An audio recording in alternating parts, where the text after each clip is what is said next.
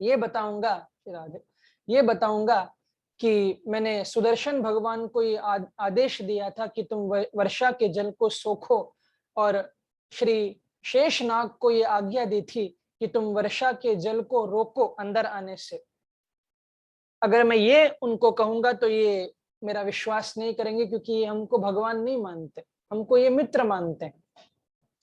तो भगवान ने उन ब्रजवासियों की का मन रखने के लिए कहा कि देखो ब्रजवासियों, देखो ग्वाल बालों, तुमने गिरिराज महाराज को इतनो भोग लगायो, 56 भोग, 36 व्यंजन, दाल के दाल, परात के परात, इतनो भोग लगायो, काहू ने गिरिराज महाराज को जल पिवायो। तो कहा कि तेरे गिरिराज महाराज ने तो इतनो भोग लगायो, इतनो भोग लगायो कि हम तो जल पिलाना ही भूल गए। तो कहा कि दे बस जितनो वर्षा को जल हो सो गिरिराज महाराज पी गए। तो ब्रजवासियों ने भी कहा कि हाँ, बात तो सही है, क्योंकि जो ज्यादा खावेगो तो पानी भी तो ज्यादा पीवेगो। तो इस प्रकार ब्रजवासियों का मन भगवान ने रखा। जब इंद्र को मालूम चली कि भगवान ने ये लीला की है तो शर्मिंदा हुआ इंद्र, क्योंकि अभिमान की का जो अंत होता है वो पश्चाताप में जाकर के खत्म होता है। तो पश्चाताप हुआ इंद्र को। आकर के इंद्र ने स्तुति की 4 श्लोकों में विशुद्ध सत्वम तवधाम शांतम कह करके, पिता गुरुस्तुम जगताम अधीशो, आप विशुद्ध सत्व में निवास करते हैं प्रभु, आप पिता भी हैं और गुरु भी हैं, हमको अपने अच्छा शिक्षा दिया। ऐसा कह करके प्रणाम किया। कहा कि भगवान ने इनको, और सुरभि गौ को लेकर के आए थे, क्योंकि पता था कि बड़े गुस्से में हैं अभी भगवान, तो इनको शांत करना है, तो पहले इनकी जो प्रिय वस्तु है उसको आगे करो। तो सुरभि जी को आगे किया, सुरभि के उस दूध से भगवान का अभिषेक किया, ऐरावत के जल से भी भगवान का अभिषेक किया। तो गोवर्धन के उस परिक्रमा में ही सुरभि कुंड और ऐरावत कुंड, ये दोनों कुंड आते हैं। तो यही भगवान को इस इंद्र ने अभिषेक कराया, सुरभि के दूध से और ऐरावत के जल से भगवान का अभिषेक किया। और भगवान को एक नाम दिया यहाँ, गोविंद इति चाभ्यधा, गोविंद नाम भगवान को दिया। तो गोविंद कुंड भी उस गिरिराज परिक्रमा में आता है। तो जहां गोविंद नाम भगवान को दिया इंद्र ने। भगवान ने कहा कि आप जाओ, गम्यताम शक्रभद्रम व प्रिय क्रियताम येनुशासनम स्थियताम स्वाधिकारेषु। कहा कि इंद्र, मेरी शासन में रह करके तुम जो तुमको ड्यूटी दी है उसको ठीक प्रकार से करना, लेकिन मेरी शासन में करना। अपना अभिमान कभी प्रकट मत करना, अभिमान से काम मत करना। इतना कह करके इंद्र को विदा किया है। इंद्र गए हैं। फिर श्री नंद बाबा के एकादशी व्रत का वर्णन है, जिस एकादशी के व्रत में श्री नंद बाबा शीघ्र 2:30 बजे स्नान करने के लिए चले गए थे। तो वरुण के दूतों ने उनको पकड़ के ये लेकर के गए। तो भगवान ने वरुण को आशीर्वाद दिया और उन वरुण लोक से अपने नंद बाबा को लेकर के आए। यहां से फिर सुंदर वो प्रसंग प्रारंभ होता है। सुखदेव जी महाराज कहते हैं कि भगवान पिता रात्रि शरदोत्फुल्ल मल्लिका वीक्षरन्तुम मनश्चक्रे योग मायामुपाश्रितः। सुखदेव जी महाराज कहते हैं भगवान अपिता रात्रि, भगवान को उन रात्रियों का स्मरण हुआ। पहला शब्द, क्योंकि हम अब रास लीला में प्रवेश करने जा रहे हैं, तो इस वैसे तो ये बड़ी गहरी लीला है, हम सब ये न सुनने के पात्र हैं न सुनाने के पात्र हैं, इतना हम में पात्रता नहीं है। फिर भी थोड़ा बहुत जो हमको इस बुद्धि में समझ में आए उतना हम इस लीला को समझें, क्योंकि ये बड़ी गहन लीला है।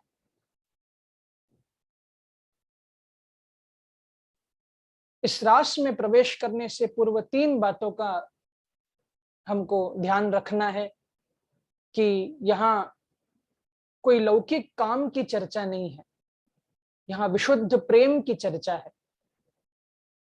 गोपियों के शरीर से इसका कुछ लेना देना नहीं है, ये जीव का और ब्रह्म का मिलन है, रास। और तीसरी बात,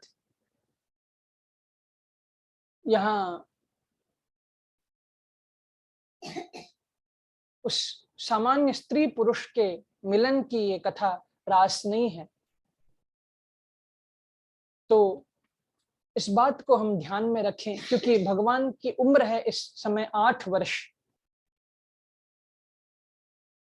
और जहां काम का प्रवेश ही नहीं है। 8 वर्ष का बालक को क्या मालूम है उसके बारे में। और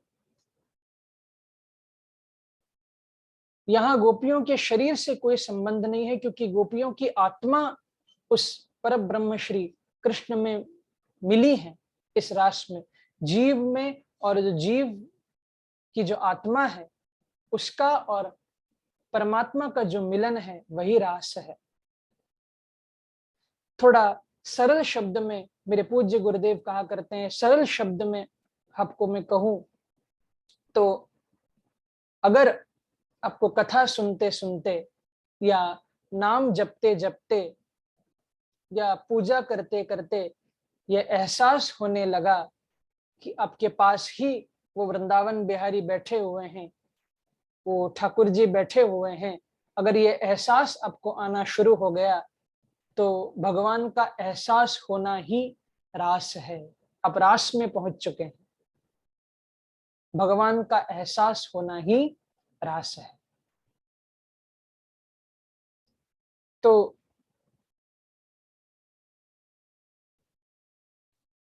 सुखदेव जी महाराज ने पहला शब्द यहाँ कहा है भगवान। सुखदेव जी महाराज ने कृष्ण नहीं कहा, अभी अभी गोविंद नाम रखा हुआ है, गोविंद नहीं कहा। सीधे सीधे शब्दों में सुखदेव जी महाराज ने कहा भगवान, क्योंकि कहते हैं सुखदेव जी की ये लीला कोई और नहीं कर रहा है, ये लीला साक्षात भगवान कर रहे हैं, तो इसमें शंका मत करो।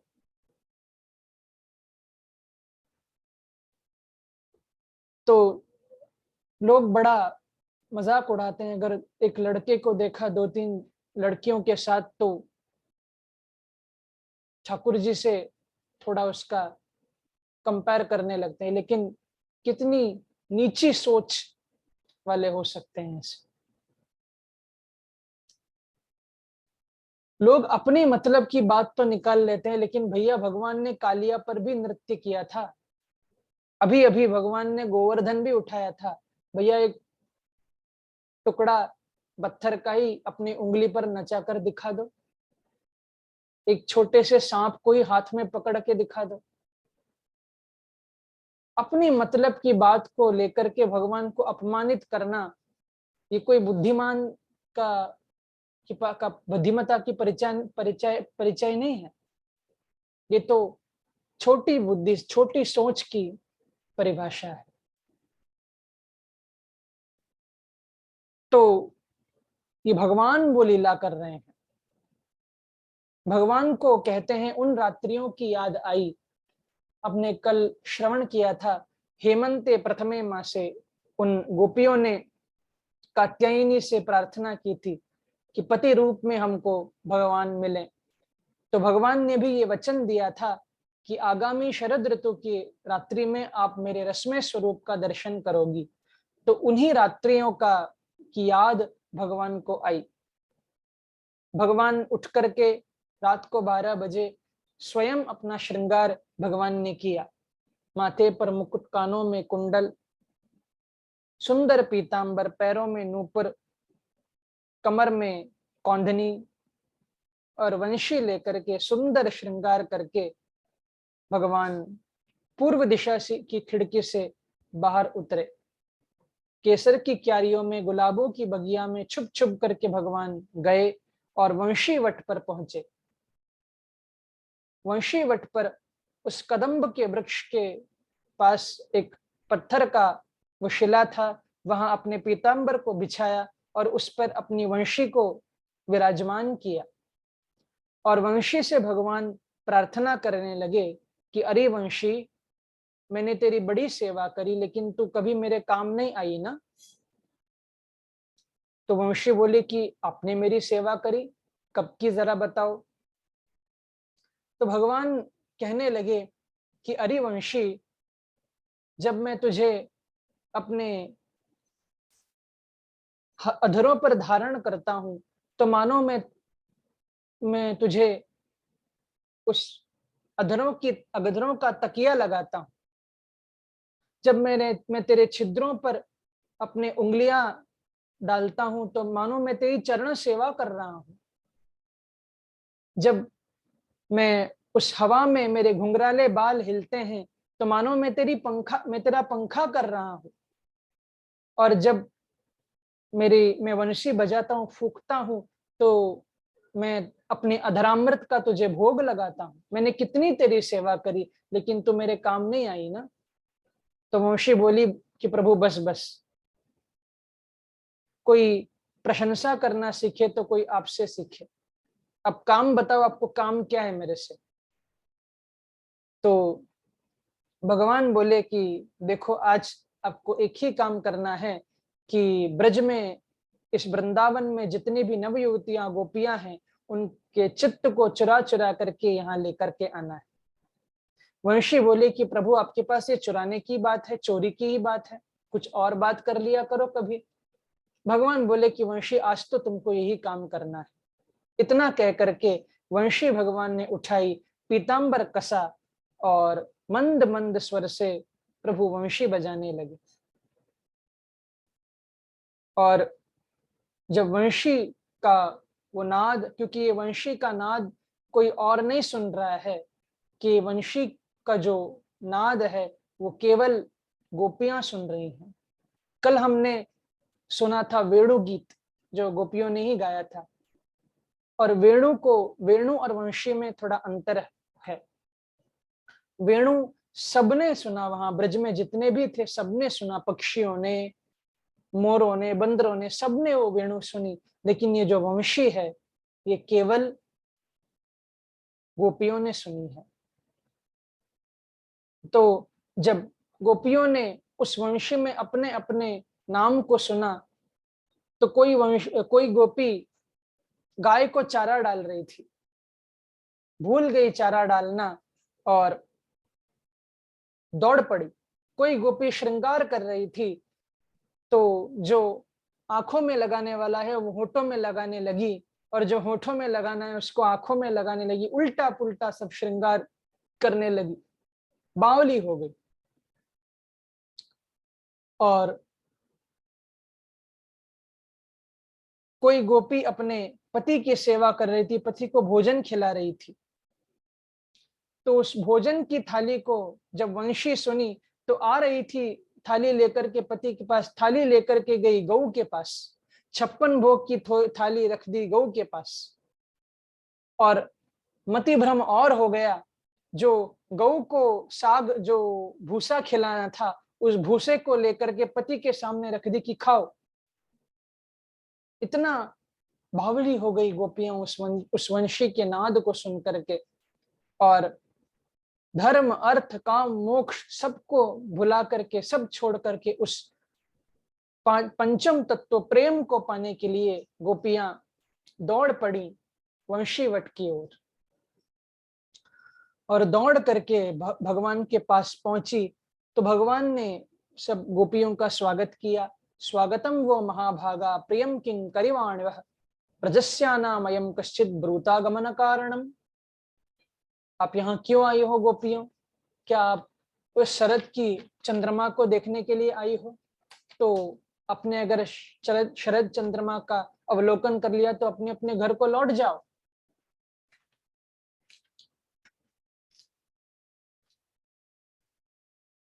देखो, तुम्हारे पति तुम्हारा इंतजार कर रहे हैं, तुम्हारे बच्चे रो रहे हैं तुम्हारे लिए, तुम्हारे माता पिता ससुर सब तुम्हारा इंतजार कर रहे हैं। जाओ, उनकी सेवा करो।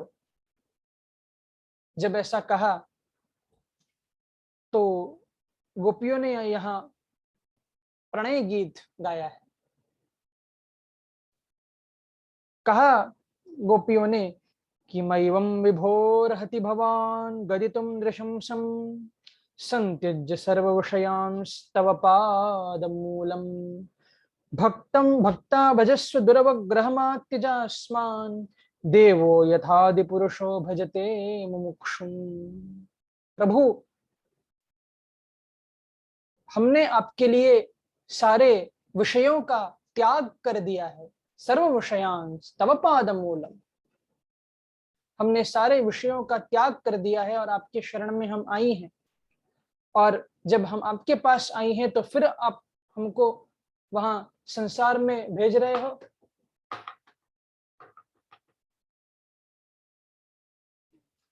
संसार में वापस भेज रहे हो। अगर भेजना ही था तो तुमने बुलाया क्यों?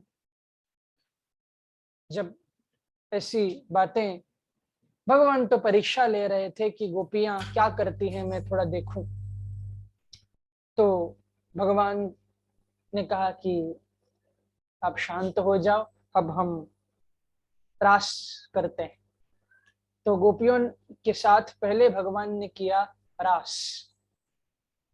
तो जब रास करने लगी तो सौभग मद वहां गोपियों को हो गया। गोपियों ने समझा कि हमारे समान भाग्यशाली स्त्रियां इस धरती पर और कौन होंगी जो पूर्ण ब्रह्म भगवान कृष्ण के साथ हम रास कर रही हैं। जब ऐसा अभिमान गोपियों को हुआ तो अंतर्हिते भगवती सहसैव ब्रजांगना, राधा रानी को लेकर के भगवान अंतर्धान हो गए। जब अंतर्धान हुए तो और गोपियों ने ढूंढना शुरू किया तो लता पता वृक्ष से कच्चे तुलसी कल्याणी गोविंद चरण प्रिय, तुलसी को पूछ रही हैं, अशोक के वृक्ष को पूछ रही हैं कि तुमने कृष्ण को कहीं देखा है क्या? तुमने कहीं कृष्ण को देखा है? जब कहीं से उत्तर नहीं मिला तो गोपियों की ऐसी स्थिति हो गई कि अब तक जो लीला भगवान ने की उस लीला का अनुकरण गोपियां करने लगी। एक गोपी पूतना बन गई और एक गोपी कहती है कि मैंने पूतना का वध कर दिया। एक अपनी चुनर को लेकर के हाथ में धारण करने लगी और कहा कि मैंने गोवर्धन को धारण कर लिया। क्योंकि विरह का वो स्थिति ऐसी ही होती है। जब विरह होता है तो मालूम नहीं चलता कि हम क्या कर रहे हैं, बस उसकी याद, उनकी याद हमको बनी रहती है हमेशा। तो जब ऐसी गोपियों को देखा तो राधा रानी ने भगवान को कहा कि प्रभु आप प्रकट हो जाइए, गोपियों की स्थिति अब हम मुझसे देखी नहीं जाती। तो भगवान ने कहा कि देखो राधा रानी, हम अभी प्रकट होंगे, आप मेरे साथ थोड़ा चलिए।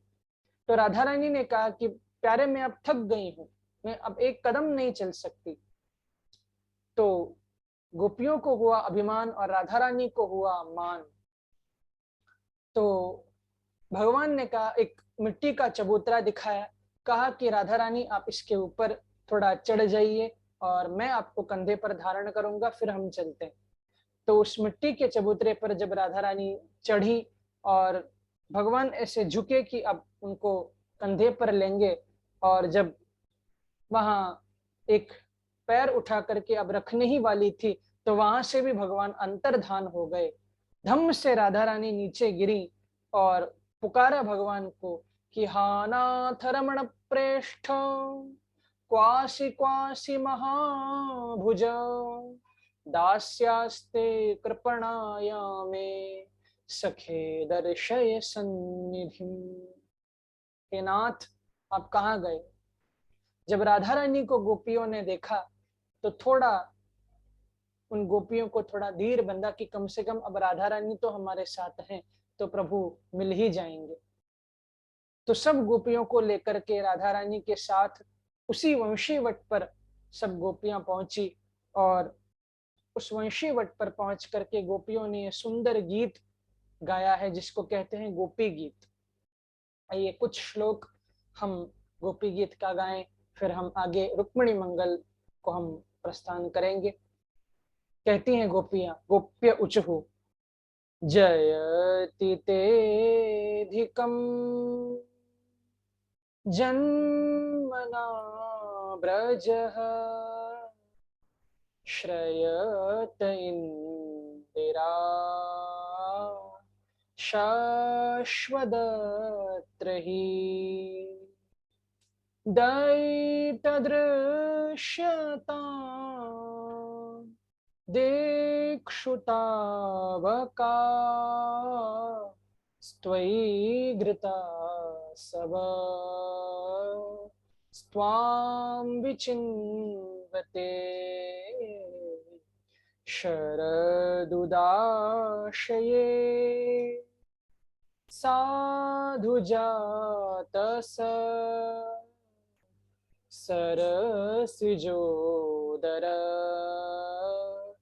श्रीमुषादृशा सुरतनाथ ते अशुल्कदासिका वरदने घ्नतो नेह किं वधः विषजलाप्ययात् व्यालराक्षसात् वर्षमारुतात् वैद्युतानला वृषमयात्मजा विश्वतो भयात् ऋषभते वयम् रक्षिता मुहुः न खलु गोपिका नन्दनो भवान् अखिलदेहिनां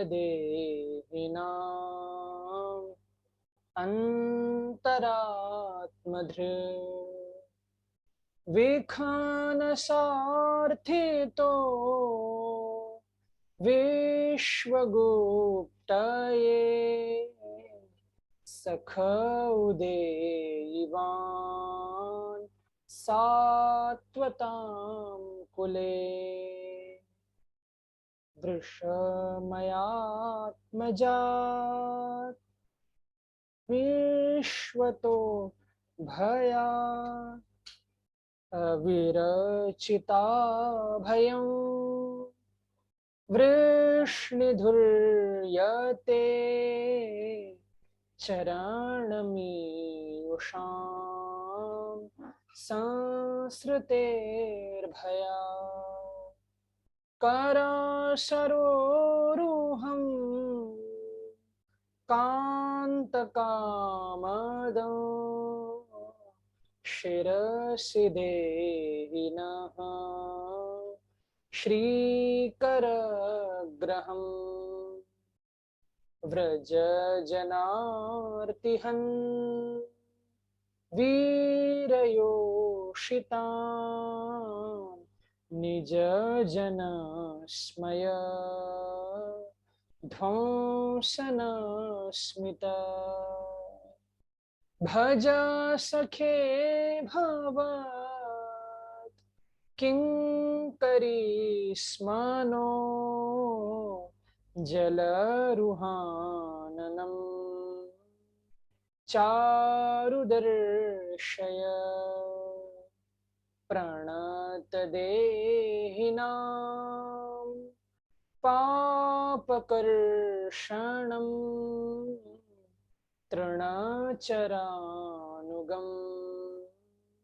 श्रीनिकेतनम्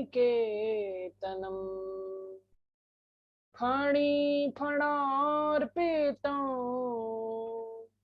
ते पदाम्बोजं कृणोकुचेषु नः कृन्दिहृच्छयम् मधुरया गिरा वल्गुवाक्यया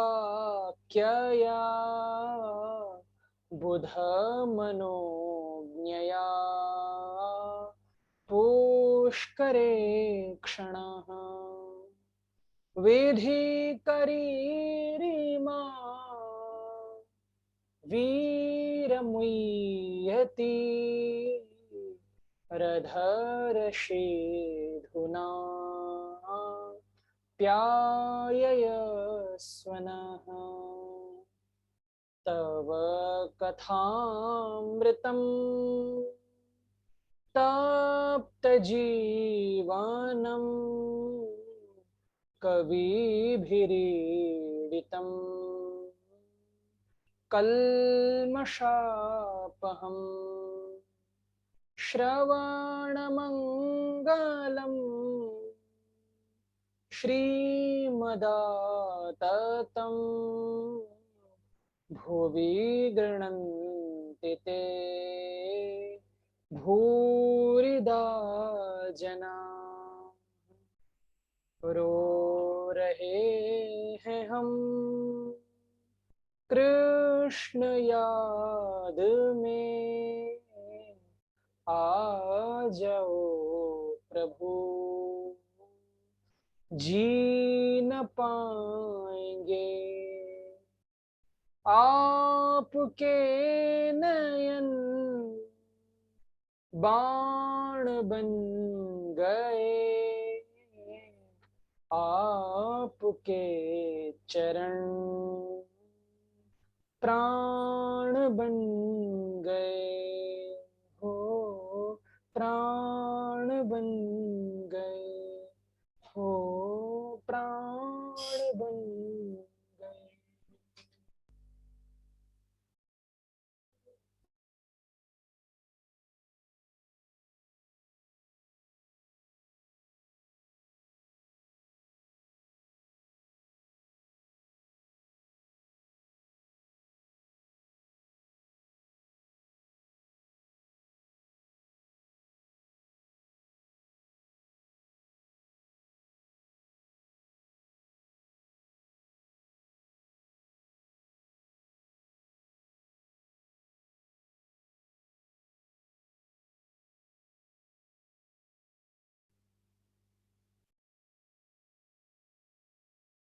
तो इस प्रकार गोपियों ने, ये तो हमने 9 श्लोक ही गाए हैं, यहाँ 19 श्लोकों में गोपियों ने गोपी गीत का पाठ किया। एक एक श्लोक में प्रभु से केवल इतना मांगा कि प्रभु आप दर्शन दे दो, दर्शन दे दो। प्रभु आप जब से यहाँ इस ब्रज में आए हो तब से इस ब्रज की अधिक जय जयकार होने लगी है।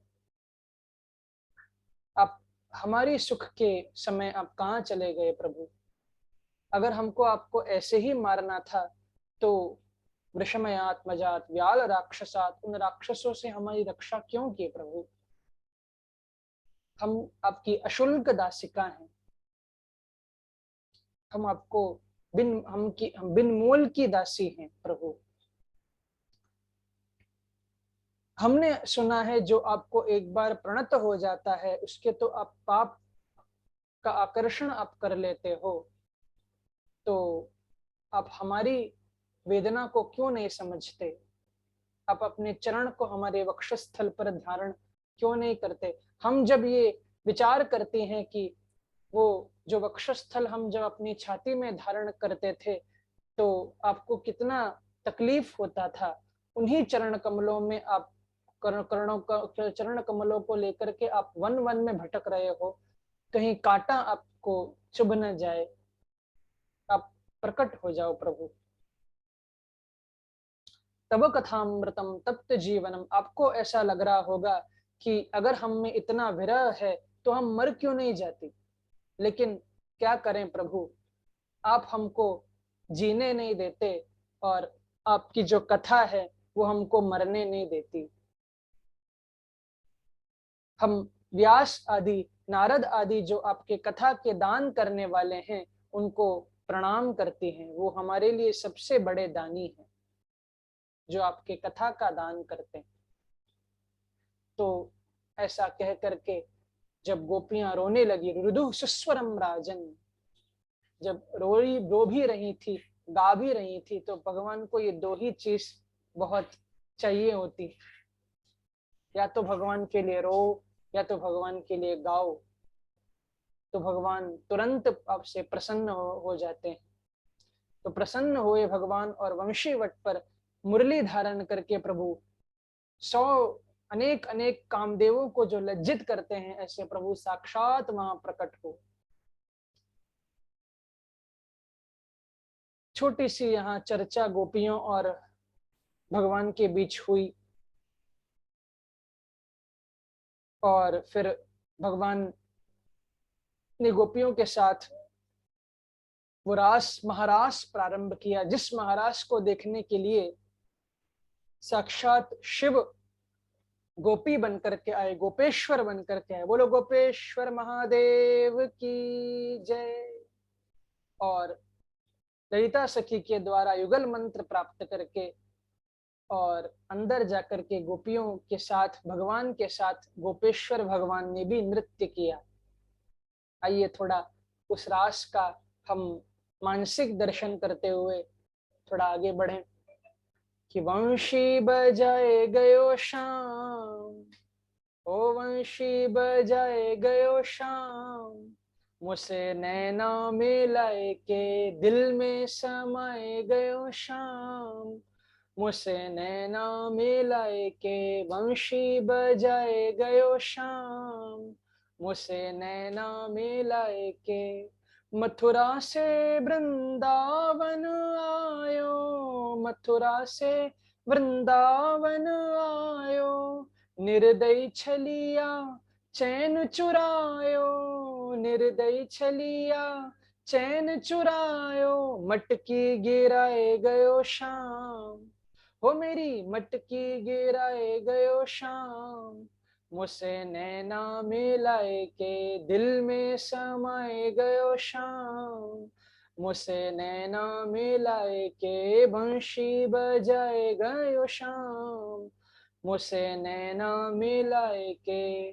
शाम नाम की ओढ़ी चुनरिया, शाम नाम की ओढ़ी चुनरिया, शाम की चूड़ी शाम की बिंदिया, शाम की चूड़ी शाम की बिंदिया, तीर चलाए गयो शाम, हो मुँह पे तीर चूर चलाए गयो शाम, मुझसे नैना मिलाए के दिल में समाए गयो शाम, मुझसे नैना मिलाए के बंशी बजाए गयो शाम, मुझसे नैना मिलाए के। उन पर ओ दिल में समाए गयो शाम, मुझसे नैना मिलाए के। उन केशों की इंद्र घटाने, उन केशों की इंद्र घटाने, और रास रचाए गयो शाम, वो मुझसे रास रचाए गयो शाम, मुझसे नैना मिलाए के दिल में समाए गयो शाम, मुझसे नैना मिलाए के बंशी बजाए गयो शाम, मुझसे नैना मिलाए के दिल में समाए गयो शाम, मुझसे नैना मिलाए के दिल में समाए गयो शाम, मुझसे नैना मिलाए के। तो इस प्रकार उस महाराज का प्रभु ने वहां ब्रज में प्रदर्शन किया। ब्रह्मा की 6 रात्रि तक महाराज चला। उस शंखचूड़ नाम के दैत्य का भगवान ने उद्धार किया।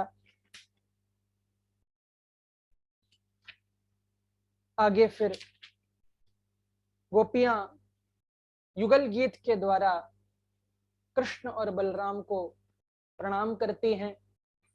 जब भगवान गाय चराने के लिए जाया करते थे तो गोपियां पीछे से भगवान को याद करती